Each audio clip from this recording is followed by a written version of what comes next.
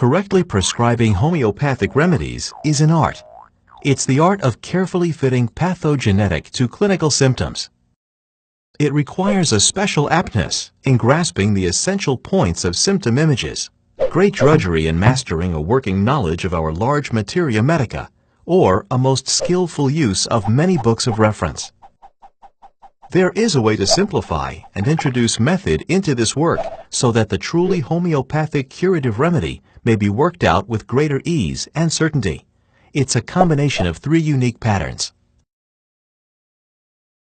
The first one is the pattern of symptom. It's based on the method of repertory, materia medica, and keynotes, with its comparison of the symptoms of a remedy to those of the patient. This is the traditional approach and has been the foundation for homeopathic practice. The second one is the pattern of system information. The discovery that each remedy has the qualities of its source has given a new dimension to our understanding of our materia medica. Use of this thematic understanding according to kingdom, subkingdom, and source information, along with miasms, has been termed the sensation approach. The third pattern is the pattern of the genius. The genius is a much more subtle aspect than symptoms or system. It's the main idea, the flavor, the essence, the grand general of the remedy.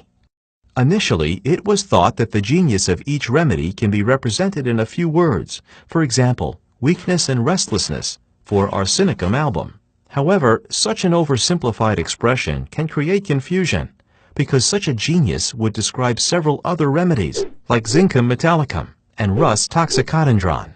In order to make the genius relevant, we need to expand its expression to reveal the larger pattern of general traits of the remedy.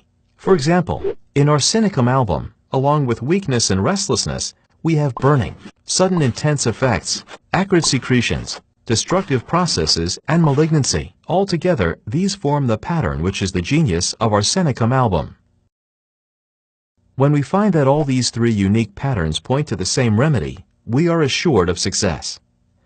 There can be cases, though, when we may not be able to match all 3 patterns with the same remedy. In these cases, we have to decide what to prioritize based on what is clear and prominent. Each case needs a somewhat different approach and technique. The approach we use depends on the level of experience of the patient. For example, if the patient is giving local symptoms and modalities, and if these are peculiar and characteristic, then they are a ready anchor to the case. When choosing a remedy according to the pattern of symptoms, the repertory becomes an important tool, like a bridge between the patient and the remedy.